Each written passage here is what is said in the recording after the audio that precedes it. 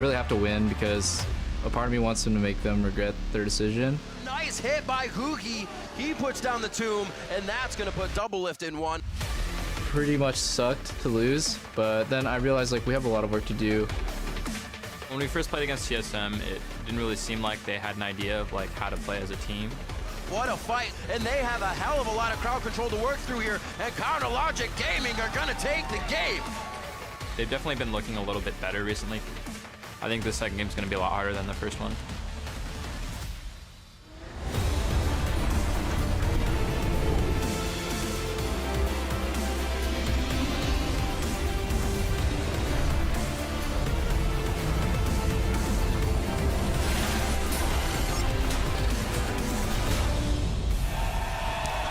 Welcome to our second day of competition in Week 5 of the North American LCS, coming to you live from the Battle Arena here in Los Angeles, California. After yesterday's games, we've officially passed the halfway mark, and our teams are looking ahead to the rest of the split. Now check out this Voidling keeping the crowd company. Our fans are out in force for our rivalry between TSM and CLG later in the day, but up first we have NRG Esports. Here they are arriving at the studio, and of course they'll be going up against Echo Fox. They're walking to the stage here. Coach Cop leading the way, Froggen trailing behind. Blurred Limes making an appearance at the North American LCS here today. Ladies and gentlemen, roses are red, violets are blue, but we've got some LCX action coming to you. Thank you for joining us. I'm James Dash Patterson, and joining me on the desk is my Valentine, Sam Kobe Hartman Kensler, and of course our third wheel, Aiden Zyrene Moon. Speaking of which, James, I actually did go ahead and get you a Valentine's Day gift because I need you to know that I appreciate you. Kobe, so here you you go. Shouldn't have. And did you know that I just so happened to get you a gift as well? Here you go. Oh, my God. So thoughtful. Can you pass that Thank over you. there for me, right. too? Oh, it's a second one? Oh, yeah. You're Here the you go. bestest. All right. Oh, my God. Chocolate's I feel so loved and special. Thank you very much, Kobe. You deserve it. I appreciate you.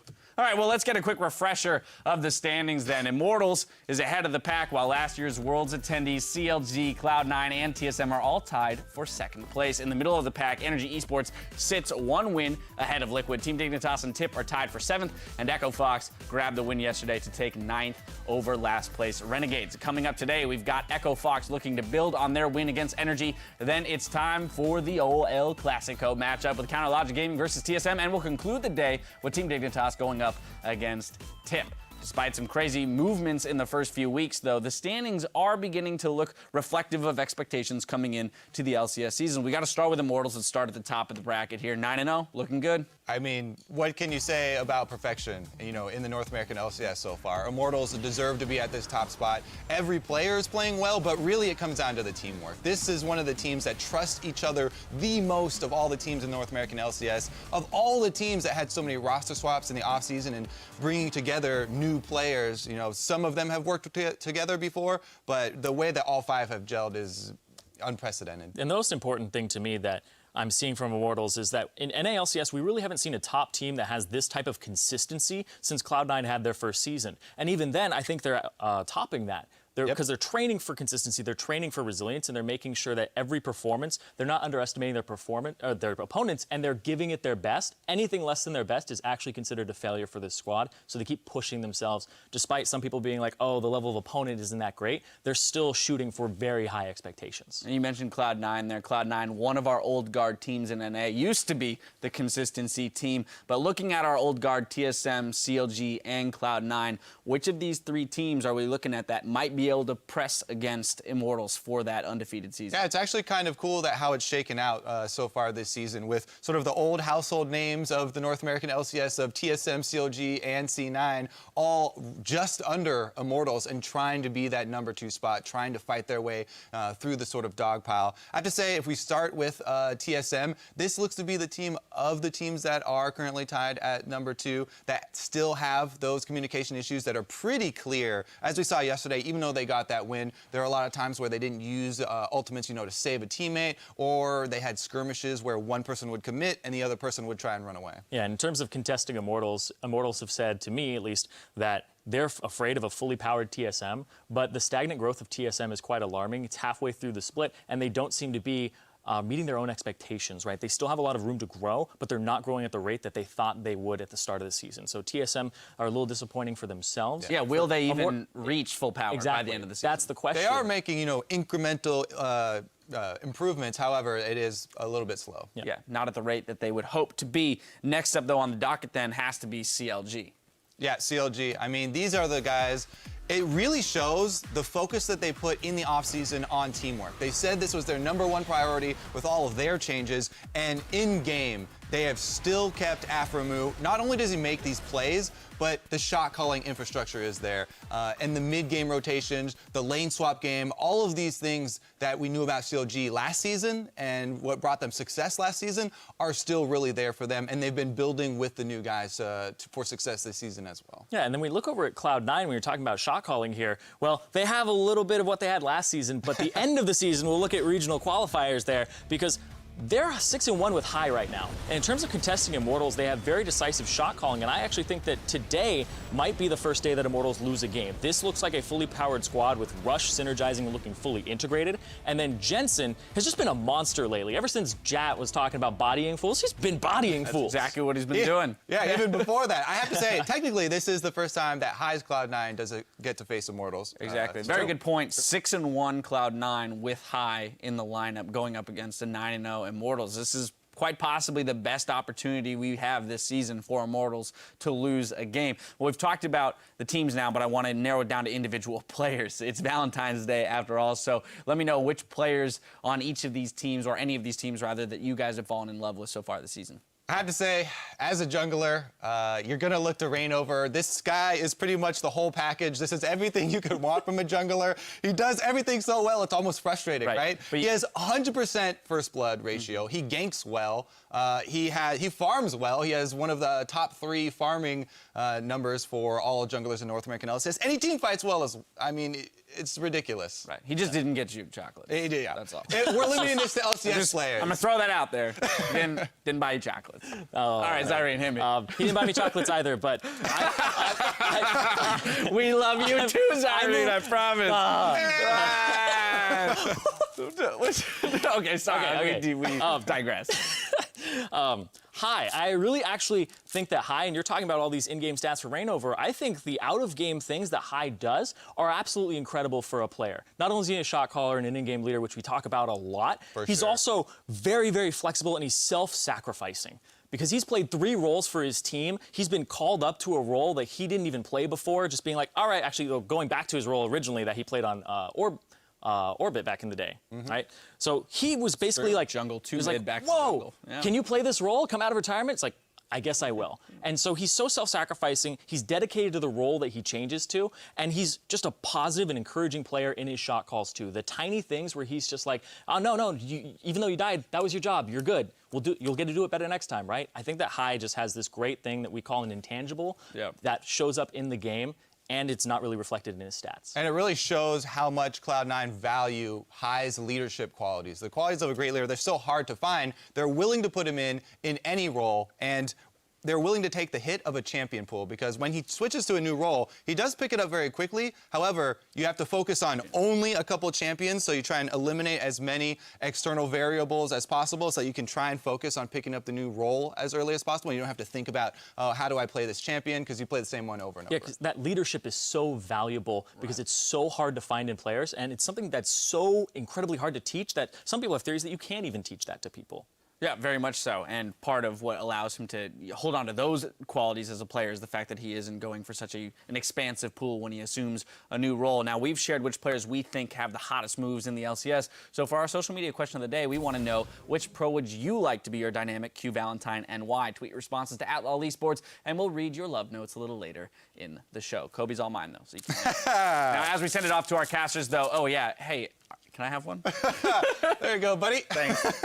As we send it off to our casters, let's take a closer look at one of the newest additions to the LCS. Oh, my God, they missed it. No! They just missed the snub. I'm so sorry. One of the newest additions to the LCS, NRG's jungler, Moon. Take a look. For me, I want to be known as like a good homegrown player, but overall, like I want to be a good jungler internationally, not just in NA. This view is insane. It's so good. I've never seen LA from this type of view. It's beautiful. I was definitely super excited to move out to LA and play on the new team. Being away from my family is hard, but Even though I haven't done it that much, I'm pretty used to it now.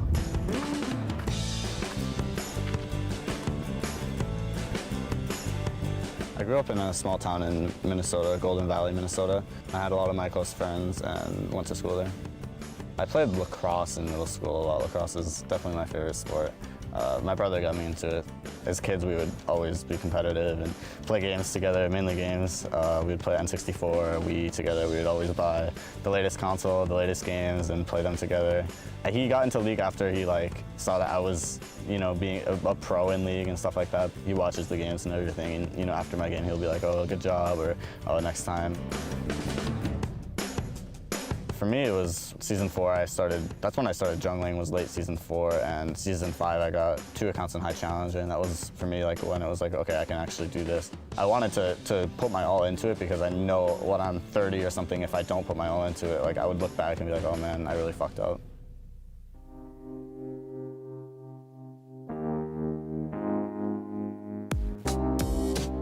I was on Team Imagine last split, around right when I joined. I had 3 really high solo queue accounts, so pros respected that. They went against me in solo queue, and they're like, oh, he's a good solo queue player.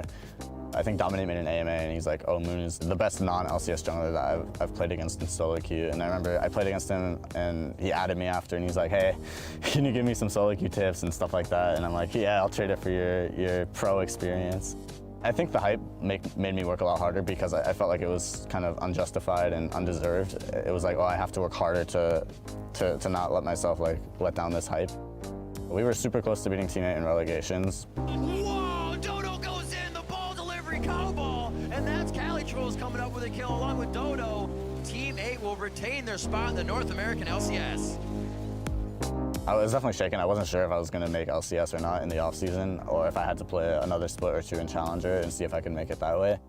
I wanted to go to Korea with Selfie, who was going to be our mid laner on Imagine. I had never been out of the country before Korea, so I expedited my passport for 2 days because I didn't have one.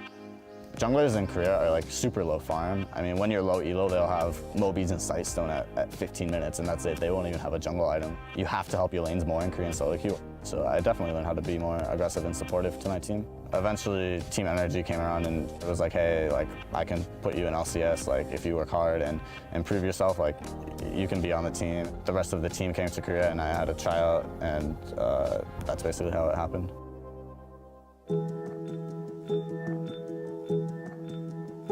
Playing with a lot of veterans is definitely overwhelming sometimes. There's a lot of things that they just, for them, is super basic and oh, you should do this in this situation. And I'm like, oh, I didn't know that. I would say the team's goal is we have to be top 3. If we're not top 3, we're failing. To have that oh, we must be top 3 or it's a failure is definitely a lot of pressure on me. Every year there's a couple of new homegrown players that are really motivated for the win. I would say it just comes down to that, how motivated they are. There's a lot of challenger players that have the talent and they just don't work hard enough. For me, if I could tell myself something when I was in challenger, just keep working hard and make LCS, because when you make LCS, time goes by way faster.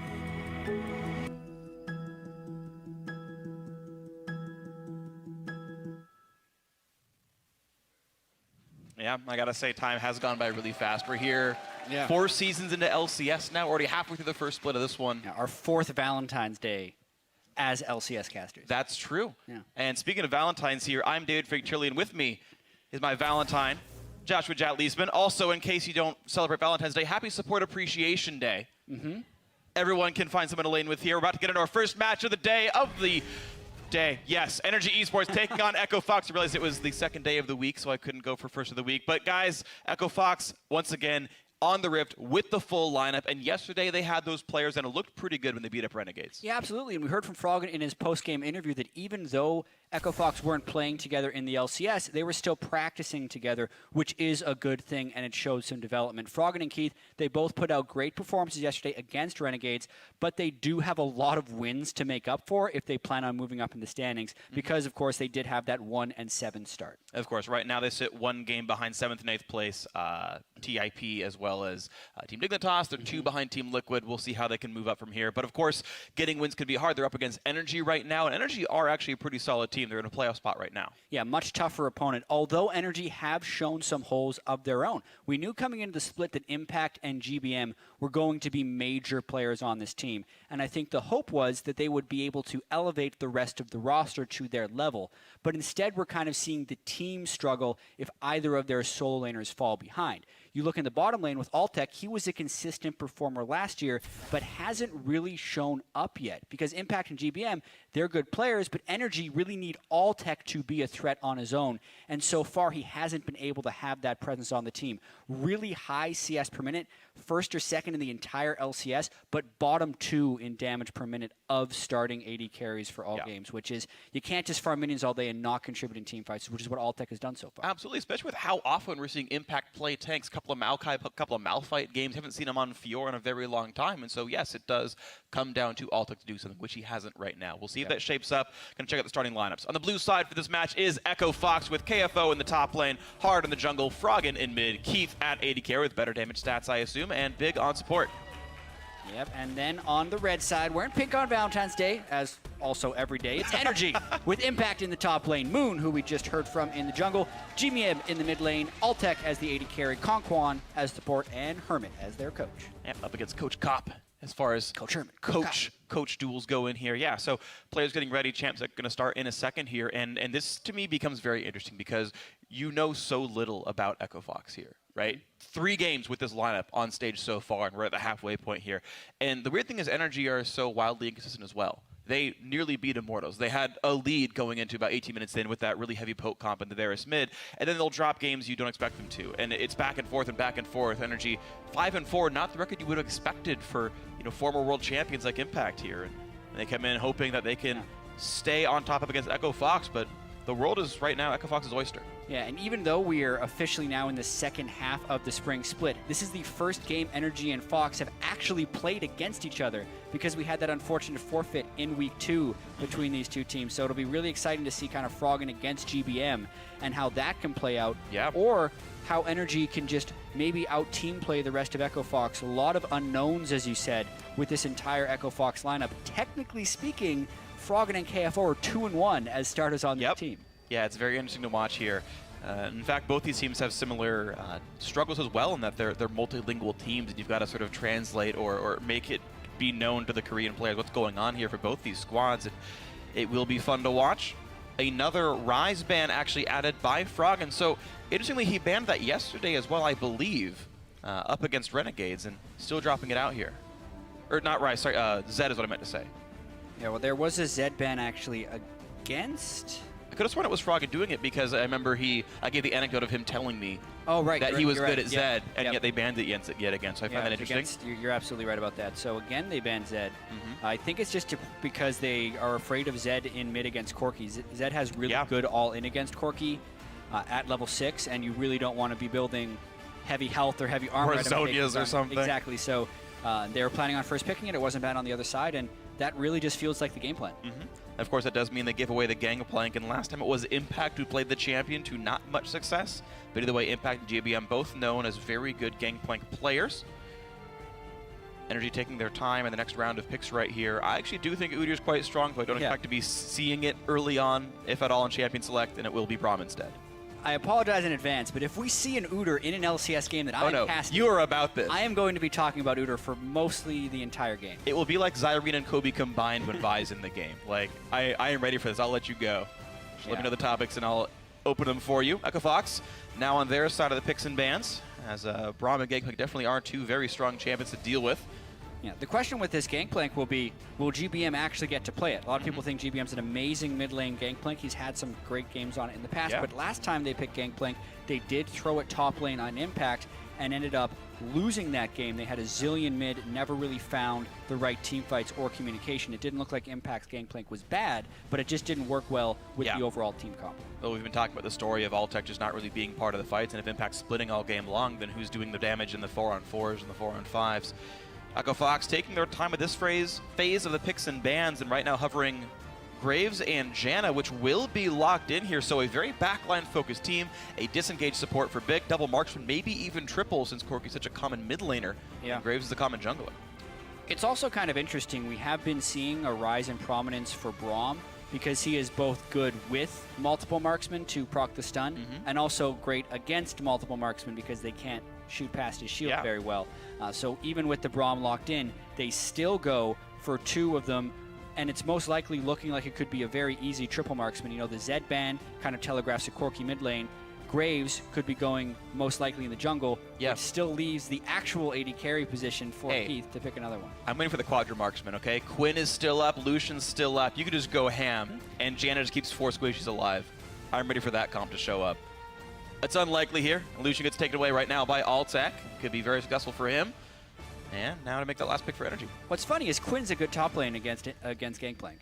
If Oh, that was the true. way it worked, but they can't guarantee that lane matchup, and Impact could always pull out a Malphite with the last pick, which you definitely don't want to have a bunch of marksmen in with. I like Last the Eve, from the though, past. for Moon. Yeah, Moon was actually very, very good Evelyn back on his time with Imagine in the Challenger Series. I think it was one of his best champions. And I'm actually surprised we haven't seen much Runic Echoes Evelyn. I think it's very strong, though. Yeah, it scales pretty well. I think it's also fairly farm dependent early on. You have to get some successful ganks off. And also there are far more pink wards in pro play than you would ever see in solo queue. Very true. It's kind of like a hidden nerf to Eve is the fact that you can't buy normal wards anymore, but you can buy pink wards. Right. So there's a bunch of pink wards in the map, and those are very effective against Evelyn. Right, yeah. But we'll be seeing Moon on it here, which is exciting. That is going to be a whole bunch of fun to watch for. And we'll see NRG are leaving that Gangplank up as a flex pick here, so we'll see where that ends up going with their final champion. And of course, that also allows them to make sure his matchup isn't too bad. Echo Fox also have to decide where that Gangplank is, where that Graves as well as where that Corki goes, as those roles are still open. Caitlyn is being hovered here, and the Malphite for the top lane for KFO. So Froggen, I believe, with now 2 Corki games in a row, if I believe properly, went unkilled last time and was the star player of the team. And once again, a very similar composition. In fact, the same Caitlyn, the same Corki, and the same Malphite from yesterday. And I like the fact that they are going with the Malphite here. It actually makes me a little bit surprised that NRG didn't pick it earlier when we think about how good Malphite would be against 2 or 3 auto attack champions. Even though Corki does do magic damage, it was a guaranteed pretty much 2 physical damage range champions. And it's not like anyone was taking Evelyn away, so NRG could have given away their solo lane configurations in order to get the Malphite, but now they absolutely have no option. Yeah, I think there is something to be said for leaving that up, though. I think Gangplank does very well into Malphite as a matchup. You have all that armor penetration just in the kit by itself, even some true damage, and I actually think letting them go for this and getting the matchup there could be good, but they actually don't go for that at all. Looks like it will be Maokai up in the top lane here for Impact. GBM will get to play the Gangplank mid, so we get to see that for the first time here in North America. Some say he's actually the best Gangplank in the world. I want to see if that happens here for GBM. I find Corki to be a hard matchup for him, but it will be fun to watch GBM face off with Froggen here. Yeah, and it's not like Impact's Maokai is a slouch either. No, of just course not not. really in meta right now, so they'll have to have some pretty hard initiation from the Maokai and the Evelyn. Gangplank can get a bunch of damage up, but it has to be lined up just right, otherwise it falls pretty short. And then Altec has to be a damage contributor in this game, which is still difficult against the Malphite. So big challenges coming up for NRG, and also I think a solid composition for Echo Fox. And it's funny, it's NRG running the same kind of composition they did yesterday. It's a tank from the top lane, a tank from the support, and then everyone else is on a damage roll. Moon is yet again on a damage champion. He was on Kindred yesterday. He's on Evelyn. I have to assume with the Runic Echoes here and probably more ability power as well on this Evelyn. So once again, the middle 3 members of NRG are the damage dealers, and as these coaches walk off and shake hands with the compositions they hope they like here, it's going to be a very interesting matchup of NRG hoping they can stay on the top half of the standings, but Echo Fox certainly can now challenge for a playoff spot here. If you guys at home think it's going to happen, then you can join us here on Twitter. Tweet at LCS Sports, hashtag FOXWin or hashtag NRGWin. For which team you think it's going to be. Echo Fox 2-1 with this lineup could start moving quickly up the standings and really challenging for a playoff spot. Meanwhile, NRG, only 1 win more than loss. They've not doing quite as well as they would have expected coming into the split. Moon said top 3 is the bare minimum. We'll see if they can do it here. Yeah, currently they are sitting in 5th, so they also have some work to do as this season progresses. And on Echo Fox's side, there is that renewed vigor since they have their full roster. I remember last year in the summer split, TDK had a similar thing where they had a lot of issues before they get their final team. They finally get their full roster. They win their first game, and people are thinking, oh, my God. Oh, the miracle season. Is this team going to come wreck people? And Echo Fox is technically in a similar situation, although with a little bit less fanfare. We'll see, though, because it is technically a team that we have not seen before, but they have been practicing together. So a very real wild card here that NRG has to play against. Well, already off on the wrong foot. NRG have killed the Trinket Ward. They got themselves 10 gold. That goes to Altec. So Altec has the highest gold in the game right now. If he doesn't carry... Yeah, 10 more than anyone else. Whew, couldn't even buy anything with that. There is nothing in the shop that you can buy for 10 gold. Oh, Moon gets spotted out. Oh. That's interesting, actually. You put Who two placed trinkets those down. 2 wards? I mean, so I imagine you place 2 trinkets down. It could actually be on purpose. On purpose, because if Evelyn both and people Impact. auto-attack, Yeah. they can get the 3 hits on the ward. But at the same time, it was Moon and Impact who have been not the best at synergizing together, but, you know, neither ward ended up getting killed, so turned into a wasted ward, but I actually don't mind. I actually don't mind placing double wards there. Yeah, I think it's actually very oftentimes smart. the ward does get killed. Yeah, I think it was the right choice. It didn't end up mattering, but we now start with this game. Echo Fox are starting with their dual lane in the bot side alongside their jungler. Actually, no, sorry.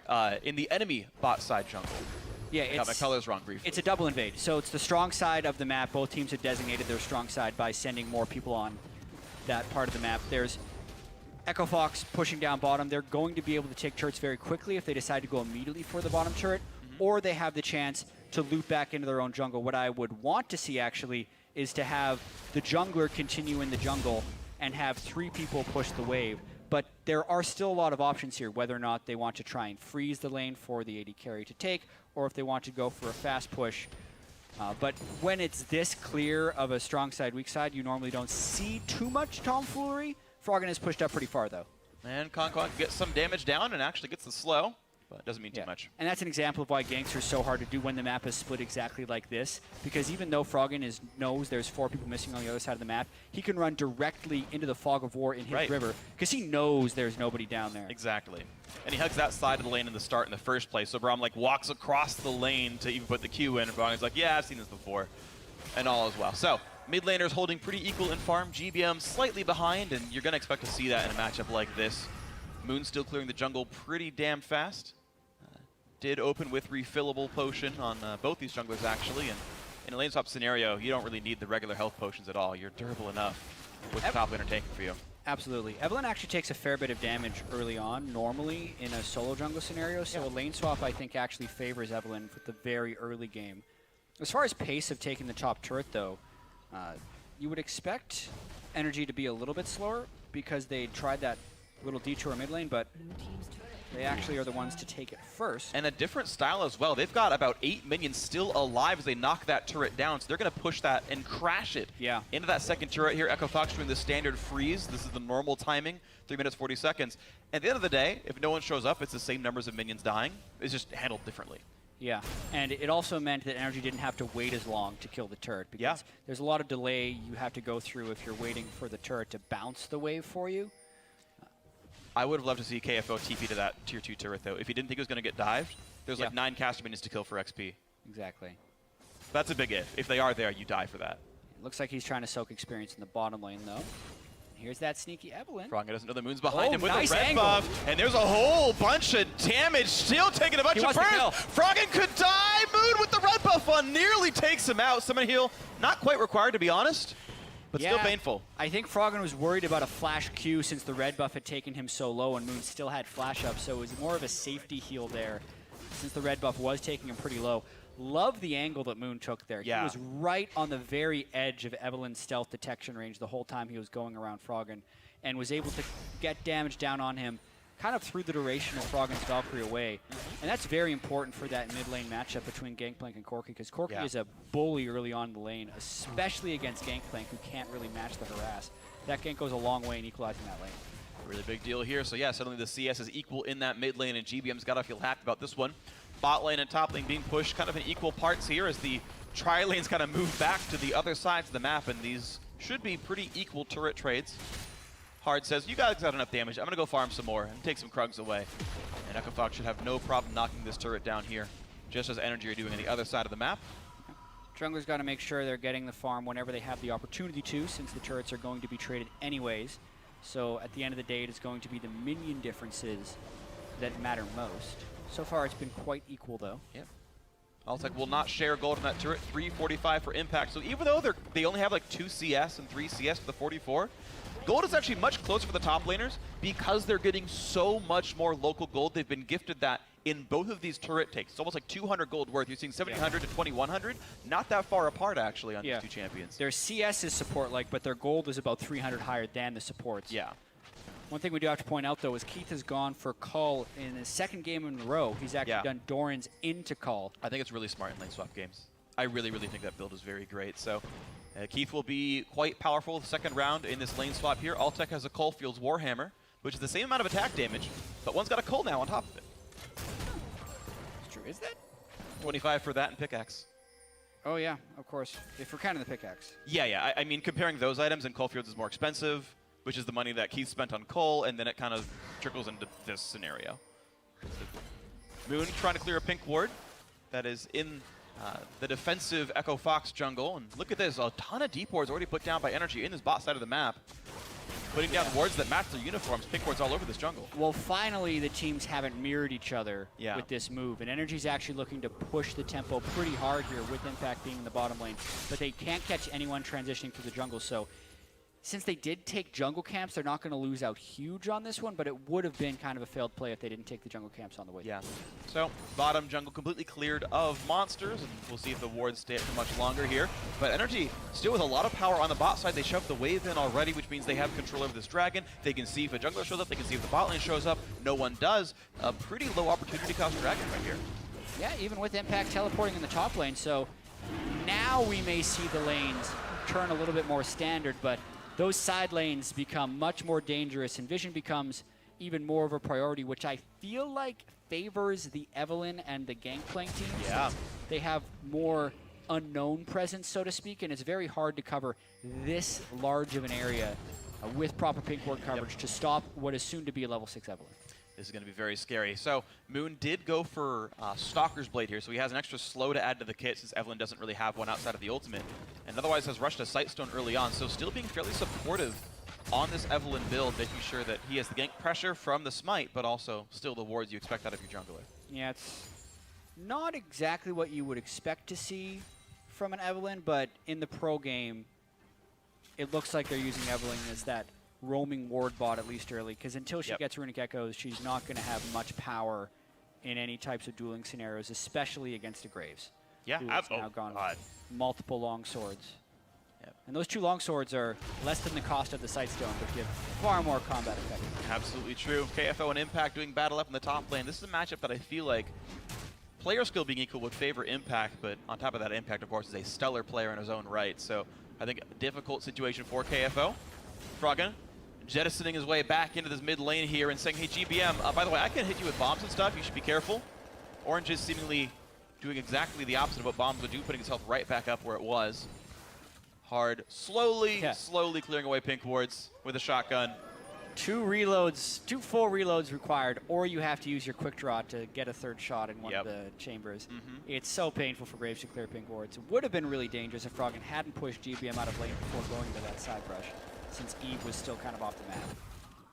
He's going to be okay. Meanwhile, Echo Fox running through with this Raptor buff, and they know that no one's around here, but it's a pretty hefty push into this mid lane. And if they can knock down the barrels, they can't actually. A nice explosion there by GBM. Gets rid of many of these minions. Echo Fox will only get so much damage done here. They've got to walk away once again, but using Echo Fox, letting the bot lane stay alone, so Altec immediately pushes in, culls the wave, very smart by him. Yeah, quite an expensive push when we consider there are 4 people there for about half the turret's health, and GBM still has ultimate to clear the next wave if they wanted to persist there. Gives Altec a nice amount of time to clear some minions bottom wave, and Fox is trying to make up for that. KFO does have ultimate to flash follow. Impact will be in a bit of trouble. He's got to clear some distance here. Jumps in, takes a fair bit of damage in a hard, but really no more mana left on Impact. He's got nowhere to go. He can try to fight KFO, but again, without mana, that's not going to be a kill unless some teammates show up, and that will be a kill. Froggen snipes him with the rocket just to make sure he gets the money. First blood, Echo Fox. Yeah, the kill actually handed to Froggen right there. He had roamed up. He wasn't necessary for the kill secure, but now he will be taking that gold mid lane. goes to show you the priorities of Fox right there. It's a kill secure. Froggen could have pushed up mid, created more overall map pressure, and given the gold to a Graves or a Malphite who still have pretty decent carry potential, but it has to be on Froggen right here. He now has the majority of the gold for Echo Fox. Well, that's the thing, Jet, though, is like it seems like most of these Echo Fox games are Froggen focused. I look back to their week 1, day 1 game where they did nothing unless Lissandra, played by Froggen, went in and they followed up. Here on Corki, they've shown up to his lane multiple times, try to get a gank off, try to knock the turret down. Nice hit by Froggen. That would have been huge. Wow, outplays them both. Nicely played by Froggen, knocking the barrels. Yeah. And now Moon just walks sadly away. Gets level up from stealing some of the minions here, but yeah, it's actually looking pretty strong for Echo Fox thus far. They've gotten around any sneaky Evelynn ganks early on. Of course, Evelynn doesn't have Runic Echoes or boots yet, so she's pretty slow walking around the map. Not exactly the best world for an Evelynn to live in. Also, you're not expecting much early pressure from a Gangplank mid lane, but maybe you would expect some turret dives with the Evelynn and the Maokai. Hasn't happened, and Fox has been the one pushing the tempo here. They actually have every lane pushed, and NRG almost forced to think about doing something. They do have Culling and Gangplank ultimate and Eve ultimate if they really need to clear this turret in a pinch. And there's the GP ulti. Yep, there's the first one burned. But however, it's a cannon wave. There's the Culling as well. Big tanks it up, but still really too much damage dealt to the minions. No push available. Alta eats a cupcake. Happy Valentine's Day. I don't know if it was pink frosting or not, but actually, no, it's not. No, so not even unfestive cupcakes. No, yeah, it's actually a Yordle snap trap. Yeah, it's true. Yeah, no enhanced theme here. That's too bad. Mash missed out. It's okay. Sorry, Keith missed out. Moving forward, though, Impact and KFO once again in a battle in the top side. Yet again, Hard is here to do some damage, and it forces not only a flash, but the start of a TP for GBM. Yeah, cancel teleport, so it will be on a 200-second cooldown instead of a 300-second cooldown, so not as bad as you would think, but still pretty bad. Impact was pushed up beyond his ward line, which is kind of strange. There's a huge lack of wards by NRG right now, considering they're running 2 Sightstones and had a Sightstone rush invisible jungle. Yeah. It's actually Echo Fox who has the vastly superior vision control.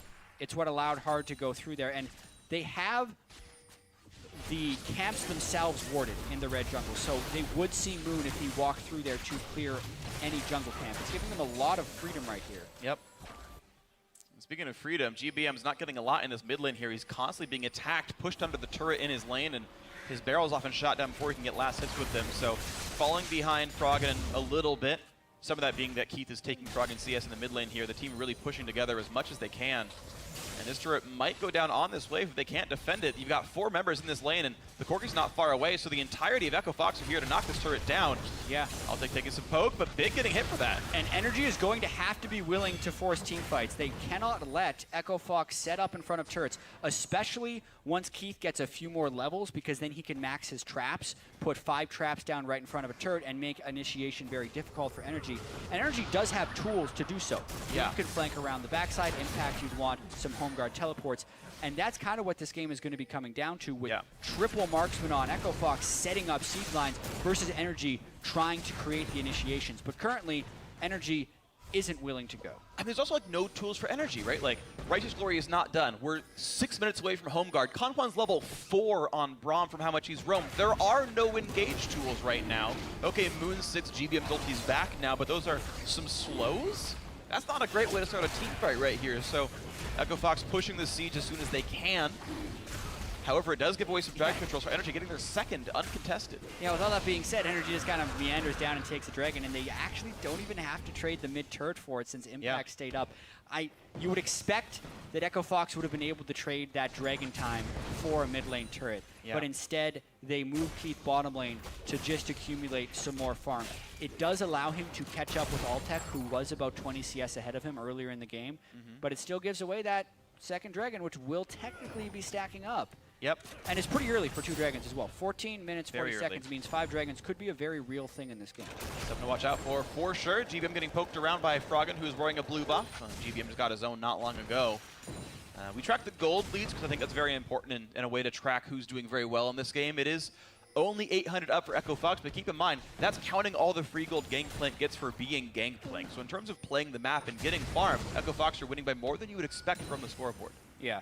While I do agree that Gangplank's gold is an inflated number, it's not like Gangplank has poor gold conversion. True. Right? It's not like a champion. It is still gold. It's not like a champion who has 1,000 AP with bad AP ratios. No, Gangplank has really great ratios and just gets more money to buy the great items for him. So I think the gold description in this game is accurate. It's just the fact that, That's fair. Gangplank is really strong. Yeah. So he just gets more money. Yeah, yeah.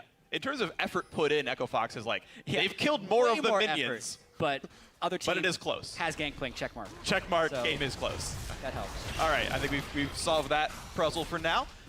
NRG once again taking away these neutral objectives. They've gotten 2 dragons uncontested. Now it's time for Rift Herald. That should be an easy pickup as well. And honestly, NRG just, okay, they're not sieging, but they're playing the rest of the map just fine. And they've still kept this outer turret alive. Yeah, the longer they keep this turret alive, the longer they can continue playing this game. And Echo Fox hasn't been able to set up any appropriate sieges. In fact, every time Echo Fox has moved for the siege, NRG has moved for a side objective. Yeah. Now, though, 3 traps in front of the turret. The turret is very low. Yep. Turret advantage. There we go. Turret advantage comes through. 2,000 gold lead for Echo Fox as a result of the farm and the first blood and the turret. Hard will grab a nice smite there, take down the red buff, and Echo Fox doing a good job of actually running into the jungle at least a little bit here. Moon is the one wearing the Doom's Eve buff, so runs fast, does bonus damage, and buffs minions. Actually gives away that he's around via buffing the minions. That is true. Echo Fox can actually know that he's there. Be like, somebody has Righteous this buff. Glory popped. Wow, just for positioning. Righteous Glory's up. Runic Echoes is up. NRG's trying to get this turret right back, but Yeah, but whoa! 4-man ulti from KFO, and look at the slaughter! 1 for 0, 2 for 0. How about more of a chase here? Trying to run away, they do bypass the cupcakes, but more burst comes out. Froggen, 1 more rocket, 3 kills picked up. KFO with the huge initiation. Holy moly, freak. Fox looking like the team who has had their team together the whole LCS split right there. NRG lackadaisically walks up towards the turret, grouping up without any strong form of initiation. 1 Righteous Glory goes off, then a Gangplank ultimate goes off. It's not synced with any type of ultimate. And here comes KFO from the side, and everyone on Fox strikes as 1. They just thought they could push them off the turret and hit it for free, but Malphite's right there. And they see him. They see him. So they're 4-man Malphite ultimate in full view of the team. No one flashing back and nothing to stop him from flying in. The Gangplank does get off his barrels, but he's not strong enough yet to do one of those full team one-shots. And at this point, Fox can just easily walk up towards NRG and pick up a last kill. And the last hit by Conquad, he knows he's going to go down. Jukes back and forth, hoping to dodge a rocket, but it's not going to be for anything. So a 3 for 0. Turret saved, and actually mid lane tier 2 did go down afterwards as a result. So Echo Fox really pushing very far ahead with this game. 4,000 up, and that's pretty solid. Whoa. Yeah, and Froggen continues to be really good at this game. Jumps away from the second activation of Righteous Glory on Maokai. He's fine. Yeah, had his package up, so was free to play very aggressively. Multiple Super Valks away. Keith was part of that fight, kind of.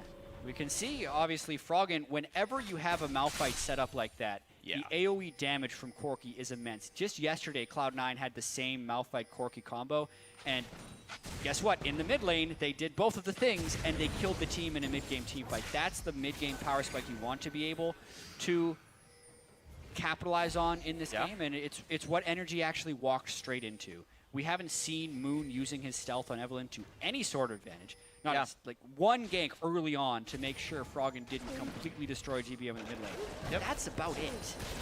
Well, we heard Moon talk about the Korean style of jungling from his time practicing over there. These junglers rush a Sightstone before their jungle item. They're all about supporting the lanes and getting the vision up, but he got the wards up but didn't really support the lane in any meaningful way. No one got kills off. Here we go, though. Impact has teleport, and Moon is technically in flank position while Fox is pushing. If there was a time to engage on 3 marksmen And it's right now. It's now. The TV's coming in, Gangplank in the bottom right. The team is very split, which means KFO has no easy ulti. There's the catch-up by Impact, and Big goes down before doing anything. Glacial Fissure also buying a lot of time. But another ulti! He catches 2 more! That's a whole bunch of kills for Echo Fox. They knocked down everybody but GBM.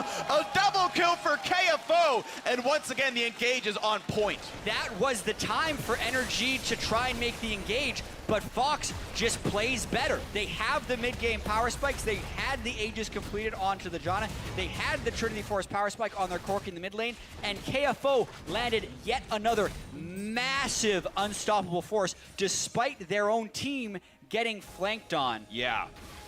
Massive stuff here. Echo Fox got to feel real good about that fight. 6,000 gold up, and we can watch that yet again. Yeah, so the Gangplank ultimate is terribly placed in this fight, which is not the type of Gangplank ultimate you expect from the best Gangplank in the world there. KFO with another massive ultimate, comboed with Froggen, and GBM bad ultimate. Impact hasn't looked very good this game. We talk about how NRG needs those two to carry for them to win the game. Well, both those guys are actually having bad games right now, and it's really showing that NRG doesn't have anything left after that. Yeah, no, they're really far behind now with damage dealers that don't have any really major items right now. You're seeing Keith already get a full 2 items off this Caitlyn. That's going to feel really good. The smattering of things after S3 for Alt-Sec, like, the damage really is not there. GBM still doing his best to farm. Yeah, And, you know, maybe on IE. You can make the argument of GBM being the best Gangplank in the world after so far this game. It's one game. Sure. That's some pretty bad ultimate placements Completely agree. so far in this game. And the ultimate is also a team effort. This team just is not gelling whatsoever this game on NRG.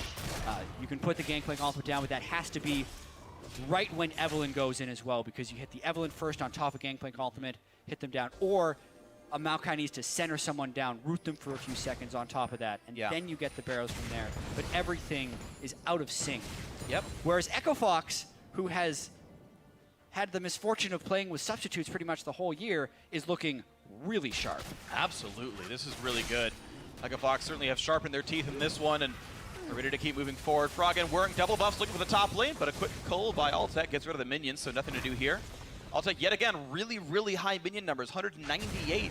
He's getting farm really well, but like, yeah, this isn't even Alt-Tech's fault, to be fair, right? This is like his team dies so fast. How do you put up persistent damage in AD carry? But I think this is actually a pretty good call so far by NRG, though. GBM pushing bottom lane, has his teleport in case things go really badly, clears with his ultimate, and there is no one to respond to him. KFO was there for the initiation. This is going to be a 1-for-0 turret trade in the favor of NRG. Very nice defense, good job, and of course now it's looking like Gangplank's going to stay down here. No one is recalled from Echo Fox that I can see.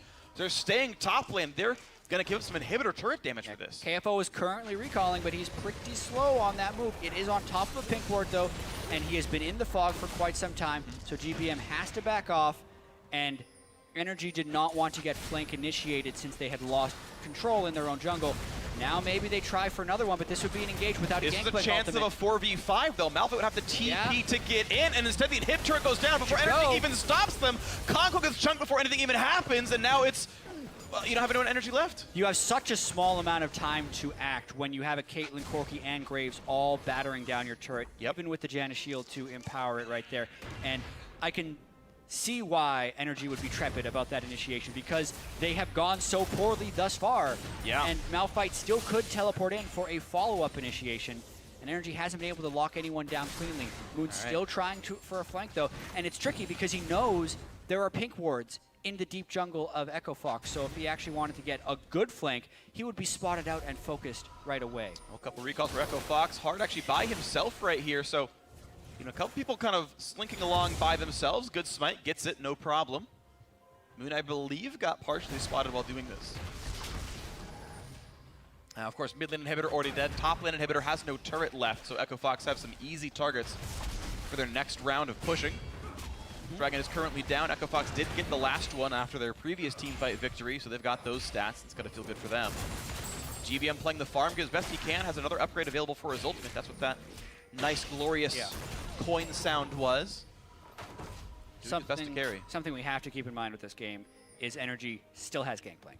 Yep. And that champion is bonkers in the late game. Even if there's a huge goal discrepancy, if he can land a barrel combo onto on anyone. Multiple squishies of this team. Yeah, and if he manages to land one on 3 or 4, the fight could be over right there if he gets a few more items in.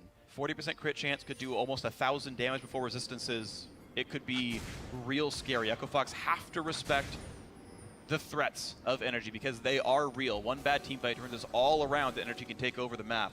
Yeah, it would have to be a very good barrel chain, though, because one luxury that Echo Fox has, especially with the rapid fire cannon Caitlyn, they have a lot of people to actually kill the barrels. Yeah. That GBM will be trying to shoot. And a range real flank being attempted here, trying super hard, but the ward coverage in Fox's jungle is just so good. Really nice by them. Tracker's Knife on hard and a Sight Stone from Big. And they're going to be just fine. Package does not get used to any meaningful gain, just walks him away, but Froggen at half health will want to recall. Mid inhibitor did respawn, and NRG managed to weather that storm. They remain only about 6,000 gold down. This is, a comebackable gold lead, or deficit if you take the position of NRG here. And the farm is actually being completely sacrificed from Impact and given to both GBM and Altec. Both these guys at about 240 right now. Impact hasn't gotten minions in a while. Yeah. Only 102 CS at 25 minutes. He is really, really low income this game. Yeah. He's been either trying to teleport in on the backside and losing the fight so he doesn't get any gold that way. And then the late game insurance for this NRG team is, well, we need damage dealers. So yeah. it's Altec and GBM who get all the farm. All the side lane farm is going to the Gangplank. And when you consider the fact that Moon played the early game with the Sightstone as well, it's really only two major contributors to any of these team fights. Yep. But on the other side, like, no matter what happens with the gold, it's going to be tough because Hard has been able to fast farm the jungle. KFO has actually been getting his fair share of side lane farm as well as some big team fight contributions. Yep. So we're talking 4 threats against 2 threats. Yeah. And since Malphite is so tanky, it's not even that big of a difference in tank line, which puts NRG at a really big disadvantage. And keep in mind also, Echo Fox are about to have 3 rapid fire cannons in terms of hitting these turrets down for a while. The Graves just finished his. Keith on Caitlyn's had his for a while, and Froggen's getting that next year on this Corki. Dragon number 2 picked up pretty cleanly, 26 minutes in, so the threat of Dragon 5 for NRG is long gone here as Echo Fox have maintained map control. Yep. I don't expect the game to take that much longer anyway. If it does go Echo Fox's way, they would win in the sort of near term. NRG would require multiple fights to come back, but of course anything is possible. Yeah, the later the game goes, the fewer fights you would need to actually turn the game. Very so true. it's important that Echo Fox do something kind of quickly because they have 2 explosion inhibitors. They've recalled the buy on multiple occasions here. Setting up a Baron bait. This would be the time they'd want to fight. Right to Glory popped it. Yes! He catches Hard with the flash. There's a shutdown. A great kill, and that is the jungler, which means there is no smite fight available. NRG go for another Baron bait. Yeah, but well, they keep... No flash or Righteous Glory on Impact this time, so it'd actually have to be Moon that would be behind them here, and that's not the path he has taken. He's not setting up for a full team fight. And even 5v4, it looks like Fox is playing fairly confidently.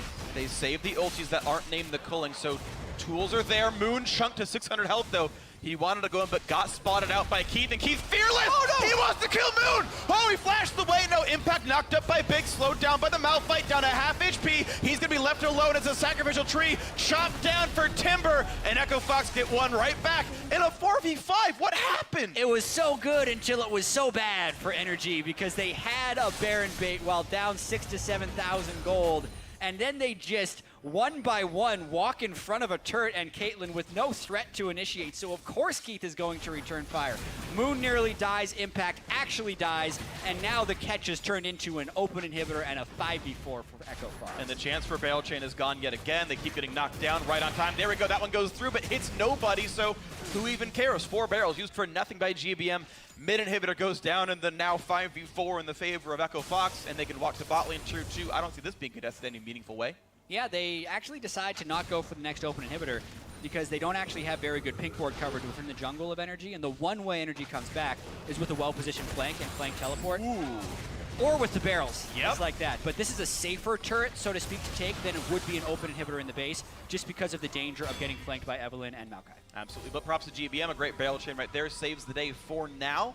You're seeing more critical strands being tacked on by GBM. Essence Reaver gets bought from just a longsword and a cloak of agility, so now max CDR now on this Gangplank. That build is 40%, 60% crit chance, heavily high attack damage. GBM is in full Gangplank power mode right now. It is scary to face this champion. Time to redeem himself if he's able to pull this one back on Gangplank with pretty much the odds completely stacked against him. It's him and Altec, the only 2 people with gold on NRG. Yeah. But because of all the extra gold he's been able to farm with Parlay, he is actually 25 gold shy of Froggen. So he's even with Froggen, despite the 4 kills that Froggen has accumulated. Plundered 1,495 gold on Gangplank to this point. So that will one more only go up. Oh, now it's 1,543. Yep. Because You at got this the parlay. point, plunders the whole wave at a time. There's the last ulti upgrade now, so raise morale is going to be in, keep the team running forward, and that's nice to have, right? When Maokai jumps in, now you can all run, alongside and maybe catch up to people. Cooldown boots picked up. Oh, sorry, on Lucian, I got myself turned around for a second. Yeah, normal builds here. So he'll be hitting very high, about 40% CDR, close to on Altec. Yep, 40% CDR on Altec as well, 40% CDR on this Gangplank. The pieces of items still coming through for Impact, Glacial Shroud plus a Spectre's Cowl. But here comes the top lane push right here. 6,000 gold remains the lead here for Echo Fox. This fight is heavily about whether or not GBM can get the right barrel chain and a good ultimate placement because it is so powerful. Shield on the Currently in key. base, though. Gildan goes through and knocks down most of this minion wave. They still gotta watch out for the flanks. Here's the teleport in from Homeguard Maokai. Moon gets a slow down, but there's no team. There's the GP ulti. There's a knockout by Conquan. This is the fight they have to win. But in goes KFO, stuns the backline. Conquan goes down. Impact goes next. They can just kill the tanks first. And now who's gonna stand up for energy anymore? Because Fox push into the base. The inhibitor is dead, and there's no more frontline left. Yeah, no one can get immediately bursted down by energy. Moon does not sync with Impact on that, and the Braum ultimate is not enough to hold people into GBM's ultimate. You could tell they had an idea of what they wanted to do, but so did Echo Fox, so they were able to avoid it. Everyone could dash out of the Gangplank ultimate, and not everyone could be locked down. They clean the second inhibitor, they get 2 kills, and now they turn for Baron. And this should be a clean Baron right here. No flash is up for Moon. Even Froggen staying on the back lines to help zone people out and do some damage. Toss up the skill shots, walks around. That's the Baron picked up. Nice smite by Hard, and Echo Fox are in pole position to knock down energy and catch the same number of wins as TIP and Dignitas. Yeah, as the teleport is channeling is actually when Moon burns his Evelyn ultimate. So you do want the Evelyn ultimate to be the first thing in a fight, but not that much of a first thing.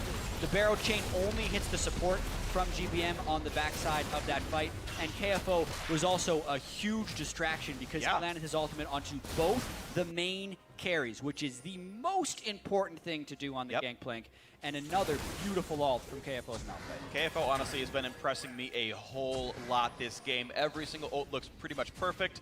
Either ult tech flashes away or he gets hit by, he's catching the carries.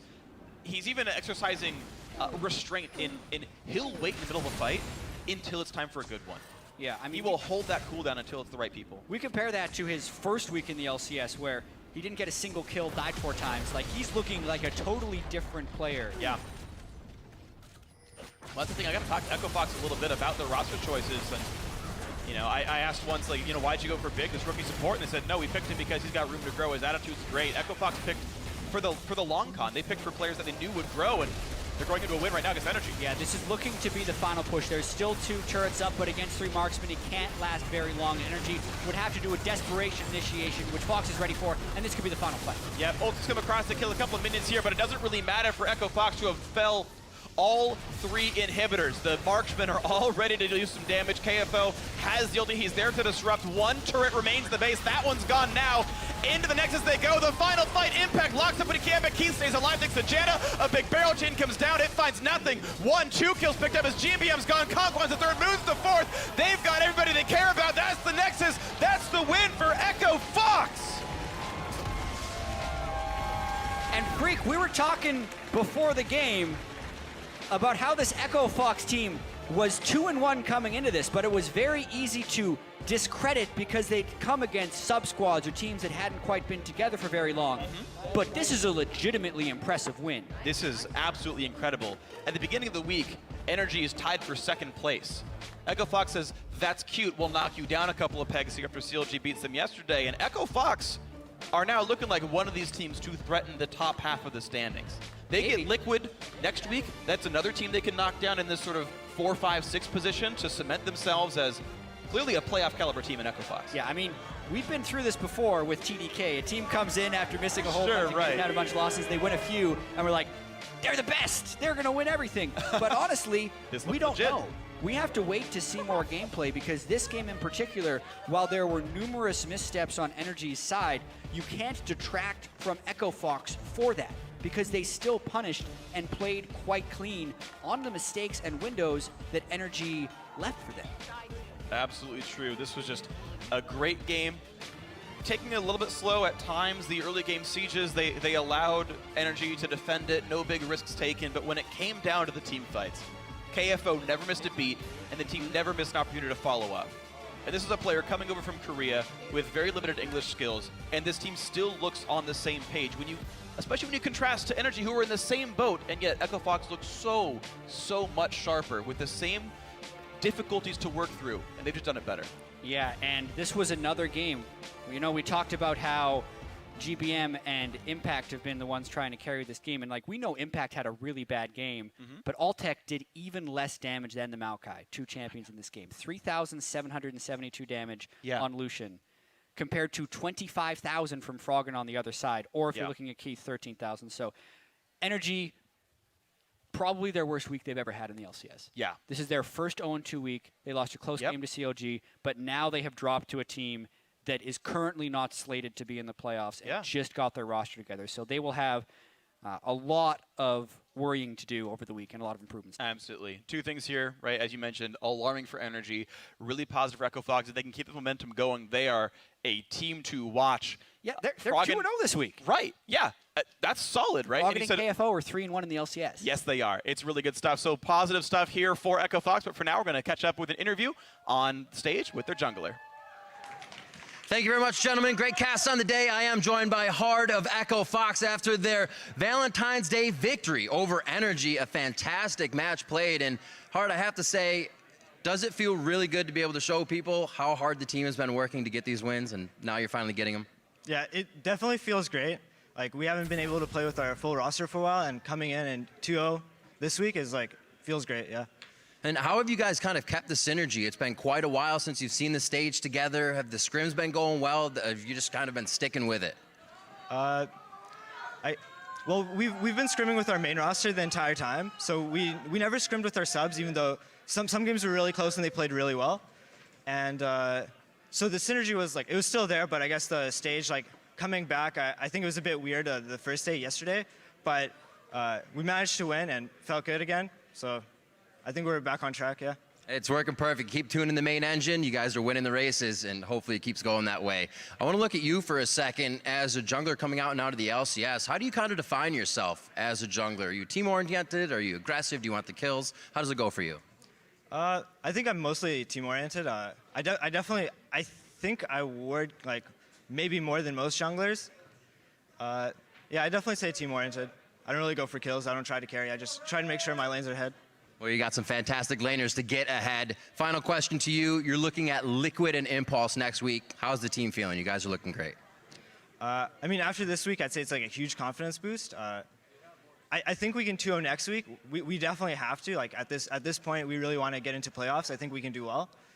And yeah, I think we'll do fine next week. All right, well, the confidence is there. Hopefully the play continues to follow for Echo Fox. Congratulations on the win. Right now, we're going to throw it to the analyst desk to break down the rest of that game. Thank you very much, Riv. Echo Fox got to be feeling good. 2-0 week for them with their full roster back it's on magic. The field. Froggen's back in. Boom. Exactly. Right. We talk about the high effect all the time. You got Froggen back in the lineup, and boom, 3-1 with their full roster. So again, have to feel good, but you know, struggle city for NRG on the other side of the map, but I think a large part of that was the comp that was drafted by Fox. It was just so oppressive. It was super good. I absolutely love this composition because they draft the Corki first, they flex pick it, they get a Graves and a Janna. So you don't know if that's going to be mid Corki, that's going to be a Corki AD carry, but you know it's double AD with some type of disengage. And then the answer from NRG is Evelyn Lucian. So you pick a low range AD carry, it has a little bit of wave clear, but then you pick this jungler that's never gonna have enough damage to kill or threat an AD carry, and never enough defense to actually survive an AD carry. And then the final 2 picks, Caitlyn.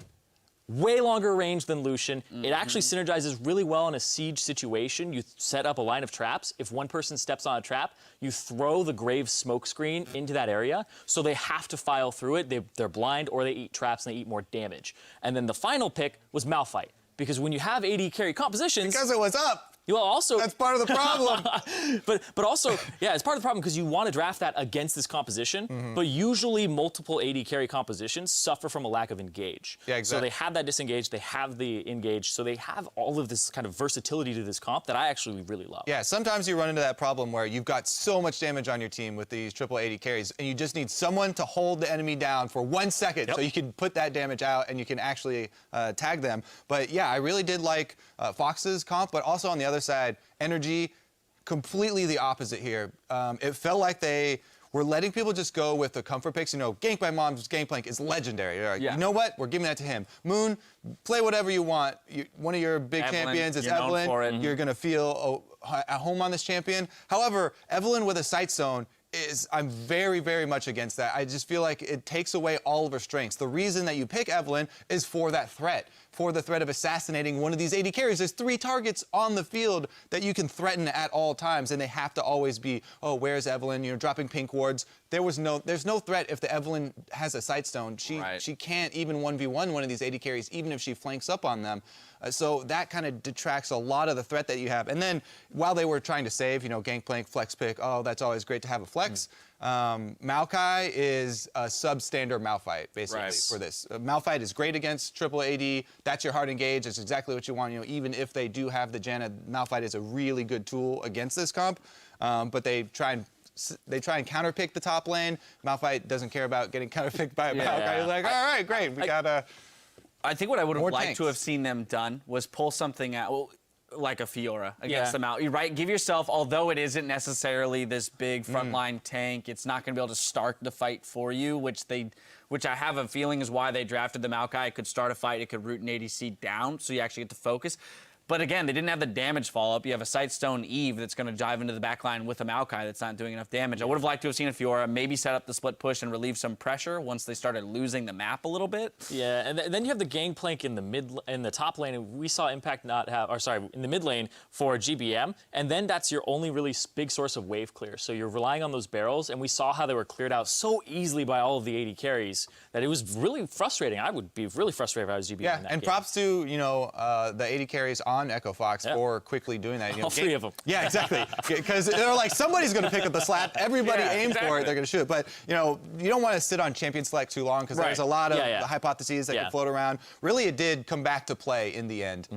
While they had, you know, were sort of at a disadvantage due to, you know, what they were set up with, you have a good replay. Yeah, I was going to say, let's take a look at KFO. KFO coming up big with an ult in the mid lane, 17 minutes in. Yeah. He's going to net 3 for 0 for Fox. This one, they have vision of Malphite on the side. All members group up here, and it's a maximum range Malphite ultimate. So normally, like normal players like me or you or random League of Legends plebs, you can get hit by a Malphite ult like that. Professional players on LAN with the ping to do so and flashes up need to dodge that. There is no, see, you flash that, you dash that. All 5 flashes are up on the side of energy. And 3 of them use their flash later in the fight. That is inexcusable. Yeah, none of them flash Malphite ult. They then use their flashes to try and get away, but they die in doing so. Did a reaction time piece way earlier in the season. Turtle actually flashed a Malphite ultimate that was half the distance coming from Fog of War, and he had time to do it. He's a god.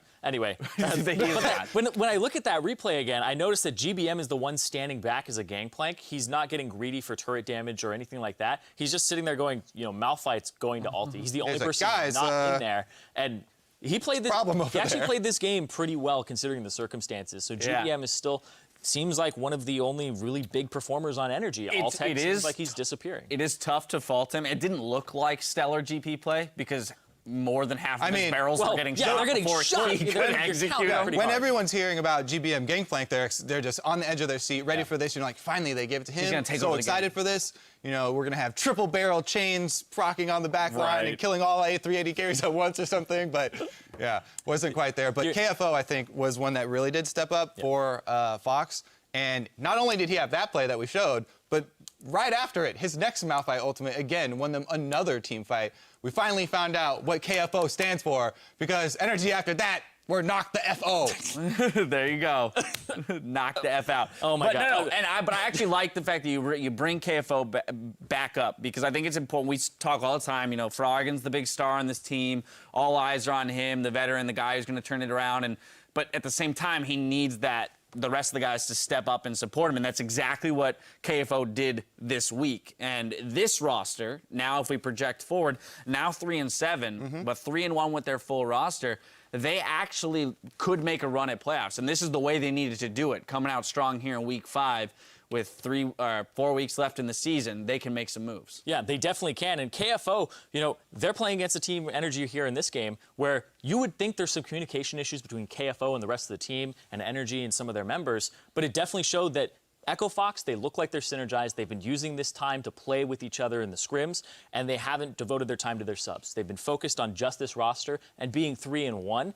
At this point, for them, you know, of course, they are 3-7 in the actual standings. I think that they can definitely go from facing Dignitas and Tip and showing us what they have and possibly being a playoff team at that point because they just showed us they could take out NRG. Yep. Well, at the end of the day, solid 2-0 week for Echo Fox. They had a sweet draft, full steam ahead for them, making a run towards playoffs. NRG, a small stumble, but don't go anywhere because when we return, perennial rivals CLG and TSM will take to the Rift. We'll be right back in just 3 minutes.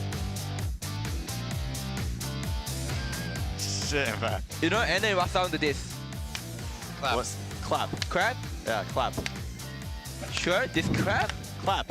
Hurry. Trying to get this turret right back, but Yeah, but whoa! 4-man ulti from KFO, and look at the slaughter. 1 for 0, 2 for 0. But more burst comes out. Froggen, one more rocket, 3 kills picked up. KFO with the huge initiation. Keith fearless. Oh no! He wants to kill Moon. Oh, he flashed the way. No impact. Knocked up by Big. Slowed down by the Malphite. Down to half HP. Oh, Lucian, keep playing. Lucian, Hide back. Lucian. Nice. That's the win for Echo Fox.